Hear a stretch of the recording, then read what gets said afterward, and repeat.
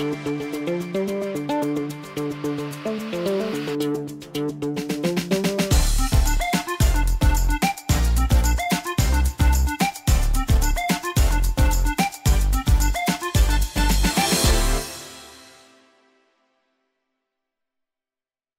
today's times, we find only the lead guitarist, taking center stage with the singer. When you look at a stage map, Correct. I'm talking about stage shows primarily. Yeah. In recordings, obviously, everybody comes on their own and records and goes. Correct. But on stage, where you mentioned earlier that you enjoy improvising and showing your parts and stuff, the lead guitarists are in the front with the singers. The drummer is obviously center stage. And the bass player is somewhere in the corner in the dark, I mean, Yeah. fine, you're enjoying your music and all that is great. But the keyboardists also are, getting more attention and stuff like that. Though without the bass, like you beautifully explained, the song and everything will drop because it's not a full spectrum. Yeah. So, what is it that you'd like to share about this experience or changes that you're seeing over the years of playing on stage and in different bands? In the Western world, bass has been, I think, yeah, it has been in the background, maybe more. But I mean, there are great exceptions, like Paul McCartney played bass and sung, so I mean, he brought it actually up front. Sting plays bass and sings, again. Geddy Lee from Rush, he plays bass and sings. Mark King, level 42, he plays bass and sings. So maybe because they sing, maybe they're more upfront. That's also possible. But then there are exceptions, and guys like Jaco Pastorius, Stanley Clarke, Victor Wooten, and many, many, many more that have brought the bass up front.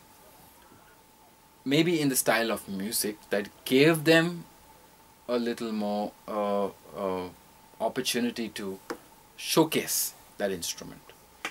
So jazz is one of those styles that gives you that opportunity to maybe express more or to play a little more louder than what it would have been in any other context. So a lot of bass players from that style of music are more recognized, or they bring out the bass sound a lot more, and that's when the audience can recognize the bass. Now if you play the kind of music that that wants to curb the bass, then the bass player might tend to be overshadowed or kept behind. Now that also is a very it's like politics, or it's like the world. You want to keep a minority, you can always do that, right? I mean, but the music suffers, no? Exactly, but it's like the same thing, right? Like the planet's going to suffer. I mean, you've made a demographic that says, these people should not come forward, right? And you keep them there.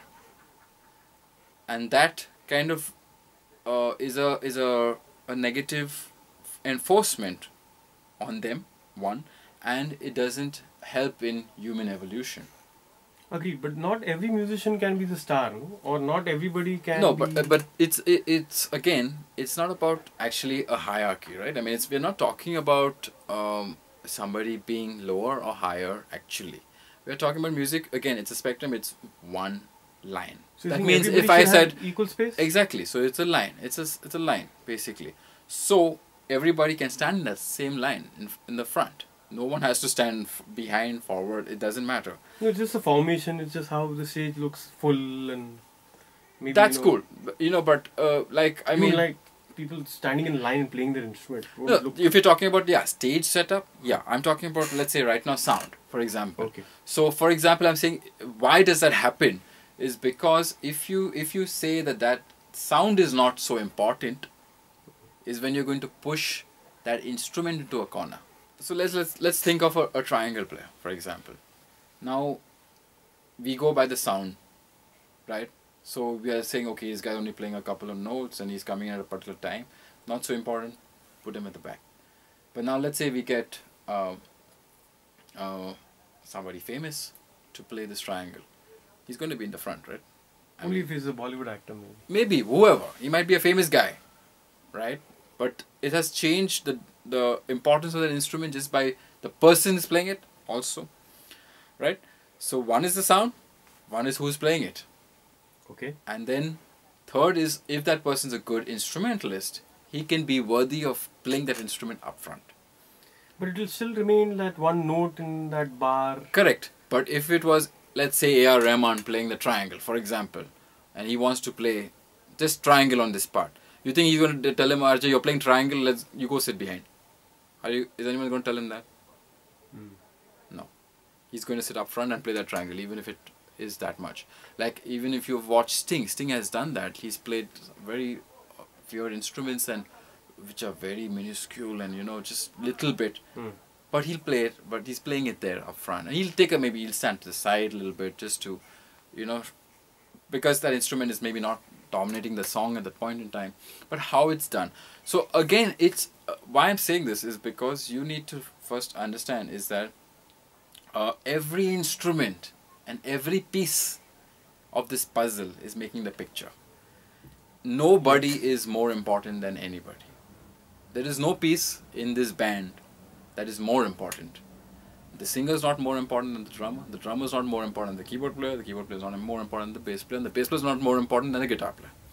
And in that I would also include the sound guy. Yeah, and that none of them are more important than the sound guy, right? It's a team show. So every individual involved in making this show is equally important. But shows are Sheldon marketed on the name of the lead singer or the lead musician. Or Correct. That's just like... it's to get more tickets sold, right? I mean, bigger audience. maybe. So there has to be a hero of a show. It could be the band. Maybe the band has become famous. Correct. Is why the show is being promoted in the name of a band. Yeah. Like in your shows with Uncle Louis and Gino. Yeah. It's primarily the band name that gets promoted. Exactly.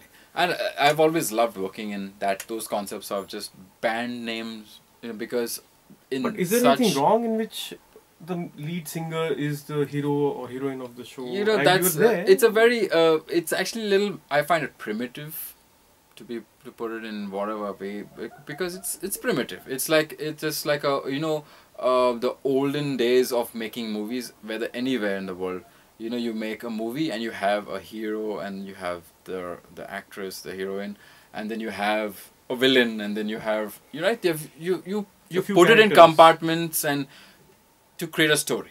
Okay. And all stories have to have these elements to make that story. So how do you do it differently? So this has also, I'm just saying that this has also kind of come into the music. So suddenly the singer becomes the hero, you know, God knows if the bass player is becoming the villain. It's like that. But it's not true, right? I mean, that's not the way, because everybody on stage is actually a hero in the sense of a band concept. Now, if you're saying that, yeah, it's getting advertised on the front or on a singer or whatever, that's just because the way we have been doing it for a long time. No one is really trying to maybe change that. That is the problem. No one's saying that, no, you know what, that guy plays bass, and you know, bass can be a front instrument. You know, he can carry off this entire gig. So let's market it on him. And it has happened, because I mean, guys like Victor Woot and Jaco, they were front lines actually, you know. So even being bass players, people came out to see these guys play. You know, people came out to see Weather Report, but everyone would cancel if Jaco was not playing. So I mean, that's a big thing. And it just takes everybody else in that band or in the marketing to not have an ego, to think about this person or that person taking the limelight. That's not important, you know.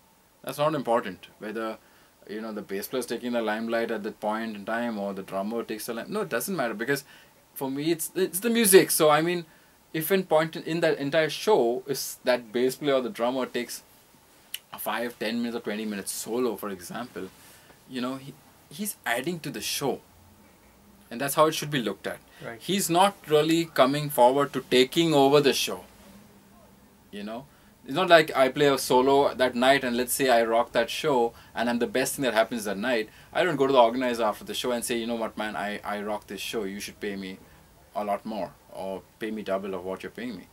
I don't do that, right? I've taken a certain thing and that's it, and I've given it all I've got on the show.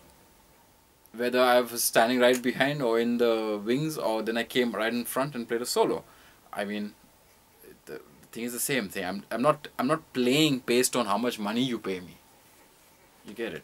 So But in a country, Sheldon, where the singers are put in 5 stars and the rest of the band, which travels, yeah, is that's put in cheaper hotels, lodges, share rooms, that's a horrible situation. is also I where think that's differentiation happens. exactly, and that's very sad, because it's sad on many levels. Because it's sad that many people. The best part about this, like you mentioned, and like you're saying about this, but best part is that everyone points and blames the other person.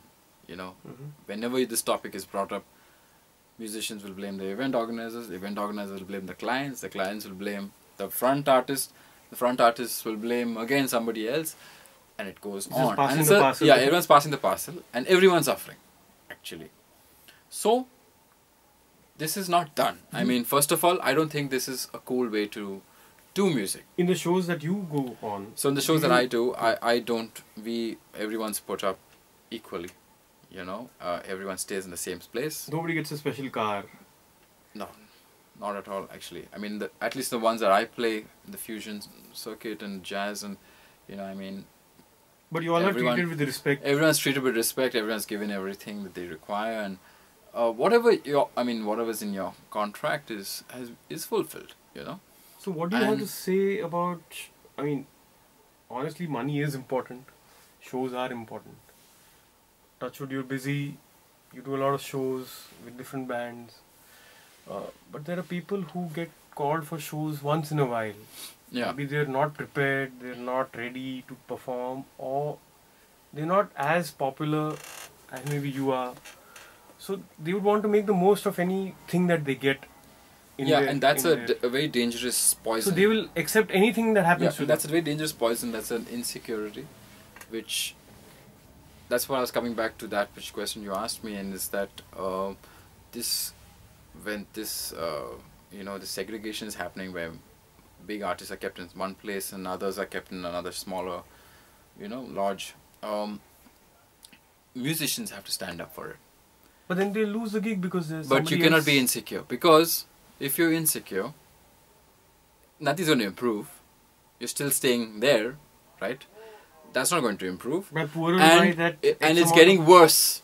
It's getting worse because no front artist is going to say, and I don't know why. I mean, I feel like I think the responsibility lies with the main artist. Like, whoever's band it is, or whoever's the main artist, should take the responsibility and say, this is my band. This is a part of me. I mean, your band is basically your extension. It's you, an extension of you. Would you keep your hand in some other place or your leg in some other place? No, you're going to keep everybody together because you want to see that everything works like clockwork, right? And if they are happy, they make you sound better, right? So how can the front artist not bother of where the rest of the guys are put up? I mean, I don't understand that. Like, it's their responsibility to say, no, I think my band should be with me. I would like them to be with me. Or class also? See, I mean, that can be or cannot be, that's okay. Because, I mean, it's not like, if you're talking flying by plane, you don't have to be that everyone flies by first class.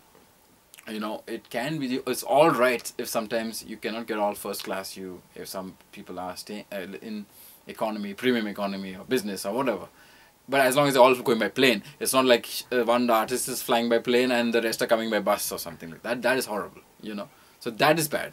But okay, in a plane, as long as everyone's flying. So somebody will say same with hotels, same with the rooms that I have been offered or the car I've been offered, and the band can come in the correct. first So it can go by. It can go by a very simple concept, is that suppose there's a main artist and the name is running on that artist. Yeah, so no one's saying that everybody gets exactly what the artist is getting paid, but they could get an equal or a fair ratio to that amount. So say for example, somebody's charging 100 rupees, okay? It can't be that you're getting paid 25 paise. It's not that bad, but Yeah, it can be. I'm saying it can be, right? So if that person getting 100 rupees, you should get at least 10-20 rupees. Correct? as a percentage. As a percentage, right? So you take out a percentage and say, okay, that person that's the main artist. Okay, that person is going to get this much. Fine. You're the musician who's backing this artist, so you will get this percentage. Now, when it comes to things like stay, travel and stuff, these are very simple, basic things that today, like flights, it shouldn't be such a thing. Okay, I can understand pushing it with luxuries or first class. Yeah, okay, that is, maybe it's too expensive. It could be. It could be. So if there's a very big band for the 20 people, yeah, it might be tough to get all 20 people into first class. But yes, you can definitely try from executive to economy, whatever's possible. Again, I'm not saying that it's impossible. You can. Like, if it's a band, for example, then all 5 people could fly first class, right? I mean, if it's a band, like the Beatles, I mean, just because John Lennon, Paul McCartney wrote songs doesn't mean they put George Harrison, Ringo Starr in economy. So all 4 would travel wherever together. Or then maybe the main artist could also then say, no, okay, I'll travel economy too. If they feel, yeah, if they feel like there's too much money being spent on these things and you feel that your band needs to be with you together, then that's an artist's judgment and decision, right? So you choose that accordingly and say, okay, no, I think, I'll forego the first class. I'll stay in I'll come in economy because it's a short flight maybe, and let everybody stay in the same hotel. Does that make you feel good as a band member if you're a part of such a band? Of course it will. Artist has of compromised? course. See, respect is the key factor behind anything, right? If but you're respected, getting 10 shows a month because of that artist, you'll say, forget it, man. I'm getting 10 shows because of that artist. So let him do what he wants to. Correct. But that's an insecurity which will eventually bring you down, because then you've left it to the concept of what is cheaper wins.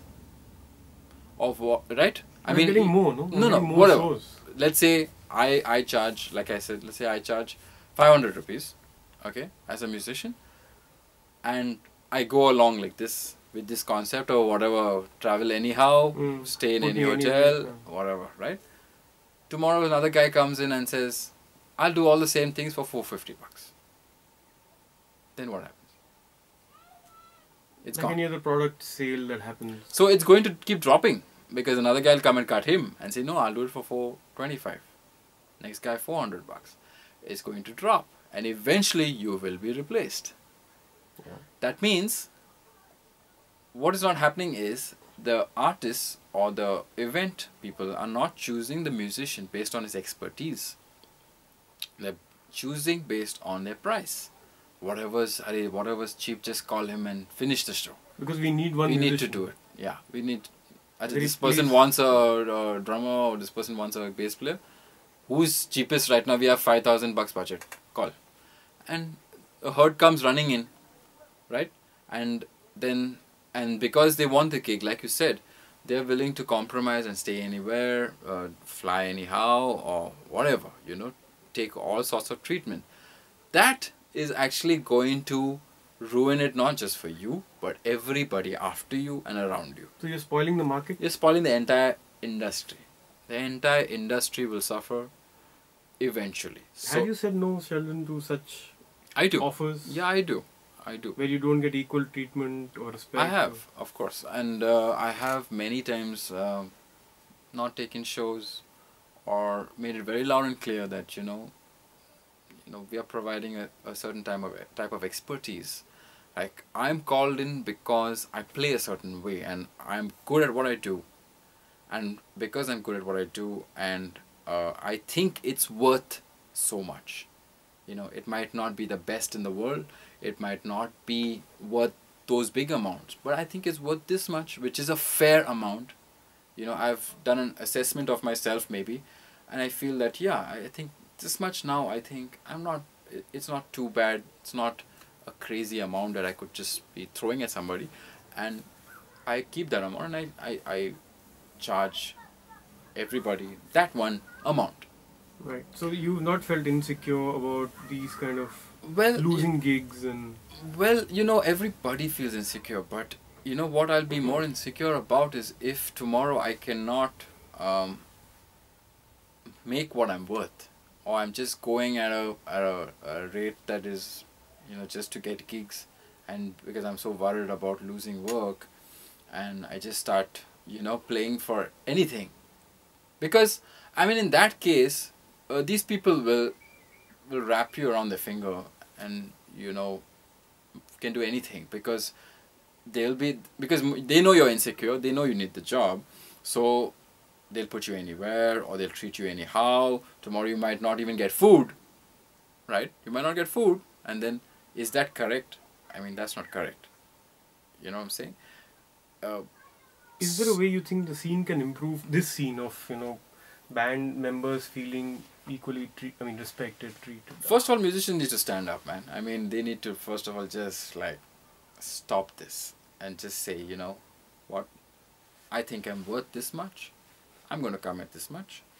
And I need so and so things, like certain technicalities, whether it's rooms or it's whatever kind of technical rider that you have.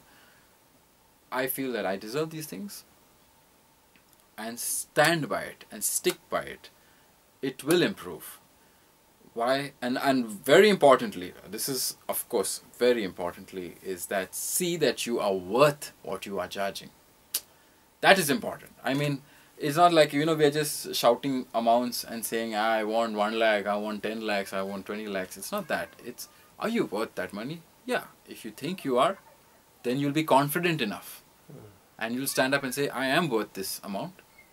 I give this kind of quality to the music, and because I'm bringing this kind of quality to your music and making you sound good, I think I deserve this kind of amount. You must have that much confidence. Otherwise, no. I mean, it's just going to collapse. So yeah, so it would be horrible if some guy who can't even play the simple things, who can't even crack a simple song, is having a hard time turning up for a rehearsal, prepared, doesn't do homework, then on the stage makes tons of mistakes, or is not prepared, or he's completely out of place, or he doesn't dress well, or a lot of these factors are not together, and then that person starts charging big amounts, then yeah, it throws the whole thing out of whack.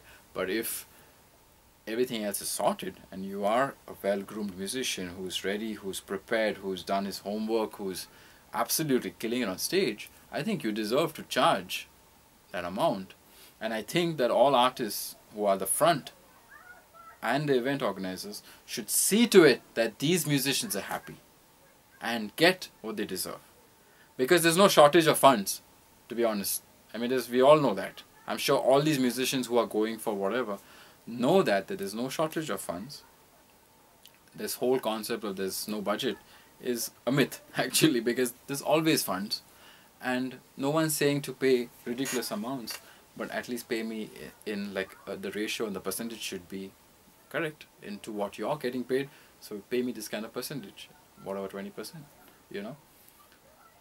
So I think that's fair, and if everyone did that, you'll develop a scene where and if everyone does it, then it'll naturally be the norm or the system of payments, right? And the music will be better. And the music will be better, because if you want to charge so much, you will automatically get your act together and say, I need to be worth that much, and you get paid that much, right? So then the other guy who needs to get work will also have to up his game to be at that same quality level, right?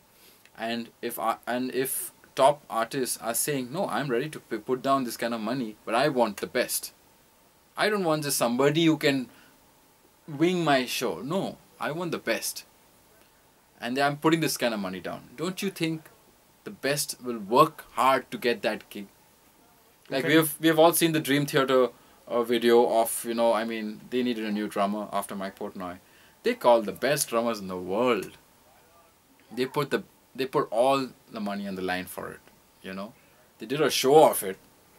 So come on, they wanted the best. They didn't compromise. They didn't compromise. They could have found anybody, found them for cheap or whatever. I'm sure a lot less than what Mike Portnoy was making, right? But I'm sure they've said, no, we will keep this equal, and what he made, you'll probably make, or maybe more. God knows. And I mean, but we want the best who'll play the music and take it further from where it stopped. Now that is how I would look at, if I was a frontline artist, I would look at it like that. Like if I'm representing my music across the globe, I would love to see the best musicians play with me, and I would call in the best, and you know, see that I could make that money, that I could pay them their fees, whatever they want.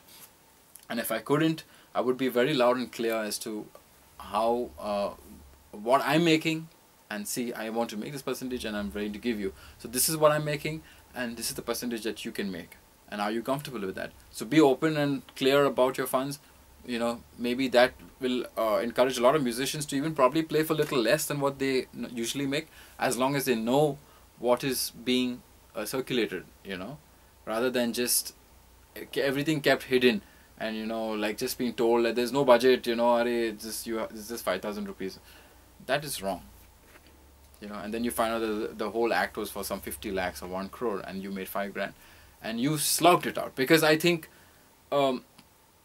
the musician is also putting in that amount of hard work, you know. I mean, he's putting a lot of hard work. You do practice before shows. Yeah, you have to do your own work. You have to practice. You have to be there for rehearsals. You have to be there for all these things. So I don't know how that person is suddenly not as important as you. Yeah, maybe you don't. They might not make the exact amount as you because you're the front line. That's fine, but they should make a decent amount. That's what I think. Thanks for sharing your view on that. Sheldon, what are the bass players that inspire you even today? And when you listen to a song, you know, when you're listening to a new song by somebody, whether it's an Indian song, something from the West, Yeah. where do your ears go towards, you know, when you're listening to a song? If you could share that with the audience. The bass players that have inspired me have been like I said, Jaco from that generation, John Patitucci, Tom Kennedy, Victor Wooten, Matt Garrison, Gary Willis. There are a lot of names. And today, Richard Bona, who do you I think kind of look up to? And today, I mean, bass players like Hadrian Farrod, you know, I think he's incredible. And there are lots. I mean, it's really tough to mention that many names, but like Yannick Vizdala. And so do you listen to their releases often? I try to, as much as I can, you know. How do you access their music? iTunes, or they have their music usually on their websites, so you can download them and you can buy them. Like I'd subscribed to a lot of lessons that you can so download. You still learn Yeah. from... Of course, I try as much. And from India, definitely, I mean, Carl Peters was a huge influence on my playing. And because, like I said, my dad used to take me out to your bass players because that's the only way I could learn, because we didn't even have instructionals. It was very hard that time to get it. And finally, I would get a VHS cassette, you know, but we had to watch. And that was the only way. So Carl was one of those musicians that was very inspiring, you know. So him, and a lot of, I mean, from there, a lot of young guys that I kind of grew up with, like JD, Naresh, you know, Floyd, you know, and a lot of, now even the younger guys like Sonu, there's Rushad, and Mohini is playing great. There's so many great bass players right now, and everybody is very inspiring and influencing, you know. And like even Keith Peters, so Tony Vaz, I mean, from the Bollywood world, you know, I even got very inspired by, because he was a very strong sound in the music in Bollywood. So a lot of them, I mean, a lot of people. I mean, I'm sorry if I'm missing out anybody's names, but it's a lot of people, and yeah, definitely inspiring. When you listen to a song, how do you dissect it in your brain? So when I listen to songs, I actually don't dissect or don't do any analysis, actually. I enjoy music. That is my basis. Like, I mean, I hear a song, I enjoy it. That is it. If you asked me what happened in that song, I'll probably be zero at it. Like, I mean, because I'll just be like, yeah, it was a good song, you know, or I'll be like, yeah, it was all right. I mean, either. But you Whatever. wouldn't say that the bass was No, I good, won't. I the don't. lines were great. I don't, unless it is something very, very noticeable. Like suddenly if there's something that, yeah, you know, really popped out and you want to make a statement about it, yeah, you So you're not can. a critic. So that can happen in, again, jazz. Like if I heard something out of a jazz tune, then yeah, predominantly, you know, these things stick out a little more. So I'll be like, wow, man, that bass sounds incredible. Or wow, I really like what's happening here. But 90% of the time, I'm just listening to the song and I just enjoy it like it is. You know? You don't think like a critic. You don't listen like one. No, I don't actually, because that's the worst way to listen to music. After all, I mean, you're listening to music, correct? I mean, like when I'll give you an example. If you go to a restaurant and you order a dish, do you enjoy it or do you start analyzing what's in the dish? But if you you're a start chef, thinking, you may, kind of your mind might go but towards. any chef as well, when it hits his tongue, he's going to be like whether I enjoyed it or not, right? I mean, it's going to be like, does this taste good? The second thought after that is an analysis. Like sometimes if you're hungry, even the worst of things like are tasty, right? So it depends again on what your thought process is. Like if you are depressed, even a great track might sound horrible to you, right? Or if you're in a happy mood, something really low might just be like, I don't want to listen to this. But that doesn't really justify anything. And that analysis is going to come in the way of you enjoying what you're listening to, which is sad, I think, because music should be first enjoyed. You just enjoy it first. Listen to it once, twice, enjoy it. You know, if you enjoy it, then you'll be actually able to start analyzing and saying, okay, you know, what is the drummer playing, or what is the bass player playing, or what is the guitar, what are they doing? But that's later. You know, if you start immediately and try to analyze it, I mean, it'll be very tough on you, actually. And if you don't enjoy, again, the music, I find it very hard, actually. Sometimes I have to work out parts or a song, and I not really getting the song, or it's not doing anything for me, it becomes very tough. That song becomes very tough to learn, because I need to connect the music. So it's stuff that I love and I connect immediately, no matter how tough that part is. I'll take all the time in the world, but I'll learn it. You know, I'll be painstaking and I'll see that I get everything minutely correct, because I'm enjoying the music, you know. So that's very important. I need to first connect with it. If I don't connect, then it becomes harder for me. Any advice to young students of music today who might, be inspired with your journey and your story, as to what should they do in today's times with the scene that they're experiencing today? First and foremost, education. And education not just in music, a well-rounded education. You should be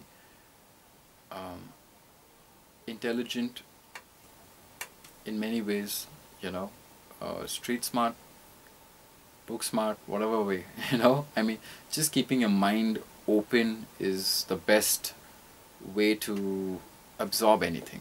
So the more you can keep your mind open and you have a greater perspective on things and life, and you have a life, that's when you actually realize the importance of whatever you want to learn, or rather take up, you know. And it can be anything. It could be playing music, or being a chef, or a bartender, or whatever you want to do, you know, in life. And that's okay. And everything is great, and everything requires expertise. But you need an education that is completely all-rounded. So, for the young guys who want to take up music, yeah, you first have to like, I mean, be very serious and passionate about what you're doing. So, I mean, you have to be passionate that this is an instrument. Let's say you're an instrumentalist. So this instrument is something that could tomorrow pay all your bills, right? So you have to show it all the respect you can, you know, and you have to show love and respect to that instrument. and you have to be very passionate about it. So if you're passionate about it, you will see to it that you learn it sincerely. You don't use shortcuts. There are no shortcuts in music, no matter who tells you what, no matter how much you upgrade your computer or how much gear you buy, there is no shortcut, because when your hands hit the instrument, everything comes out and it's loud and clear, you know. And what comes out is not just music, your personality also comes out. So it's to musicians, when a musician listens to another musician, you can hear or see a lot more than just the music. You can see the person for who that person really is, you know. And that person might not be a good person, maybe, you know, or they could be a beautiful person who doesn't talk and you don't know anything about, but it comes out through their music. Anything is possible, you know, but that's going to come out through your music. So be very sincere and don't think that you can fool people by taking shortcuts, that, you know, you get good gear or you get some software and you manage to, you know, cut and paste and correct and do things. Eventually it will come out. It will, you know, these things are short-lived, so it will come out. So I mean, just being sincere. So then when you're sincere, you practice and you put all your hard work, effort, your blood, sweat and tears into the instrument and to the art. It will pay off.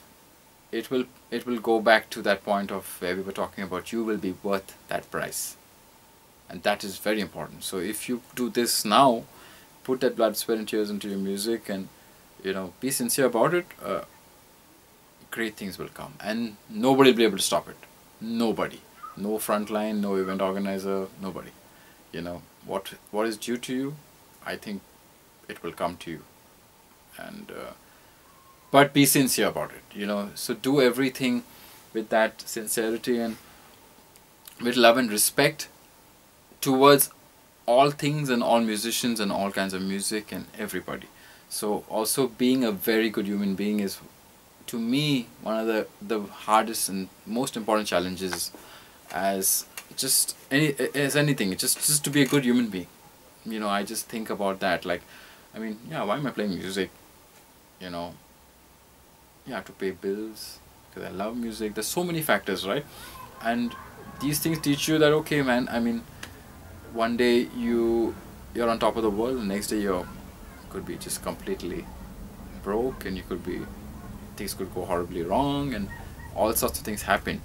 But what stays with you and what gets you out of all these things is your sincerity. And, you know, if you're a good musician, things will come your way, you know. God sends help, don't worry. Like, I mean, He will not let you perish. He takes care of musicians, that's for sure. So I believe that. And so if you really work hard, it will all pay off.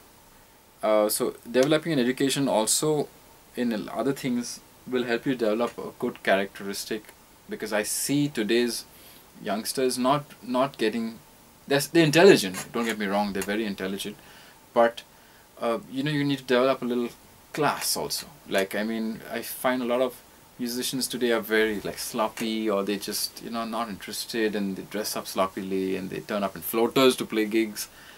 I mean, don't do that, you know. I mean, and when somebody's paying you to play a concert, you owe it to yourself more than even that guy to look good, you know, and put on your best show, because this could be your first and last, maybe, you know. So give it all you've got. Like, I mean, just look good, you know. No one's saying to wear a suit, but I mean, just look decent, and you know, play your best. That's it. And, you know, it'll get better from there, you know. Just be honest to it.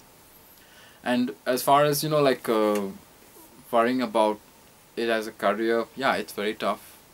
I know that commercial music has dominated all other styles of music. It's a sad phase that we are in. Hopefully it'll change, but it'll only change when we see a lot more musicians stand up. You know, I think everybody needs to stand up, and the people that get power and they have this responsibility, they need this responsibility to say, you know, they should be very responsible and say that, you know, no, I want to do good music.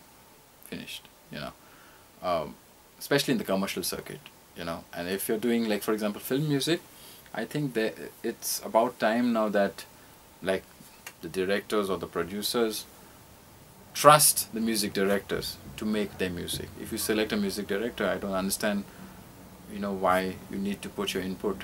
I mean, the music director is not turning up at the shoot and saying, you know, I think you're shooting this wrong, or I think you should use this camera, or you should shoot it this way, that way, or telling the producer how much to invest. They don't do that, right? I mean, so why are these people interfering in the music direction? So you should trust the music director to give you the best, and that music director in turn should see that he gives the best. So if you're a music director and you get a certain budget, see that you make use of it and call the best in, you know.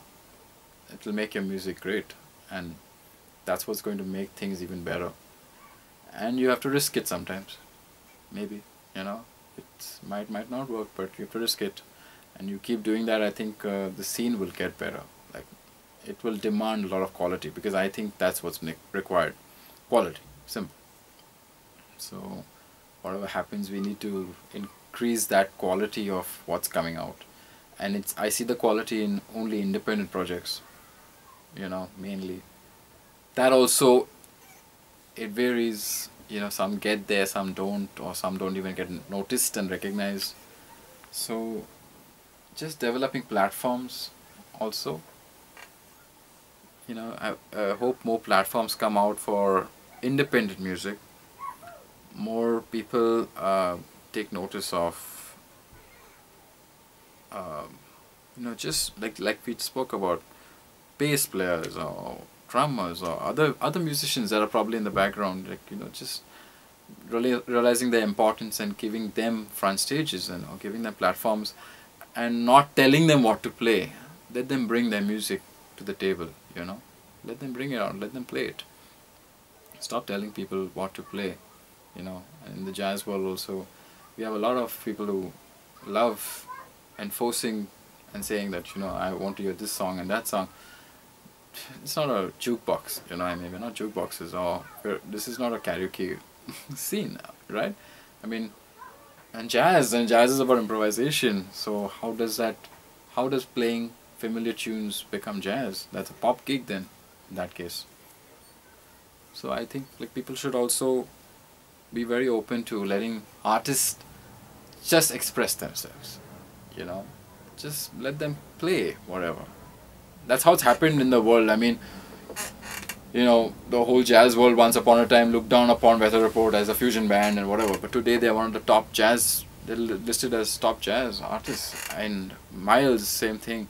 Or you know, like, so many artists that at a particular time were kind of categorized as extremists, or not, you know, not the purists, and today are actually like faces of that kind of music, because they took a step out. So you got to let artists come and do that, especially in India, because there are such incredible talent, which we should harness and, you know, really, like, show out. And definitely India needs to send a lot more musicians out in the world. That's something that's seriously lacking. Like, I mean, the great musicians aren't playing in the world at all. I think there are so many festivals and so many gigs that happen around the globe, and I don't see these Indian musicians from here playing, you know, unless they are just a specific Indian classical group, or, you know, it's very specific. But there's so many other great musicians that should be out there playing, are not. So having the right guys represent our country is also very important, you know. So let's hope all of these things happen soon. Yeah, and I really hope let's so. hope for a better and brighter future for all musicians. Yeah, for sure. Sheldon, thank you very much. Pleasure. Thank you so much. I hope it helps. Really hope.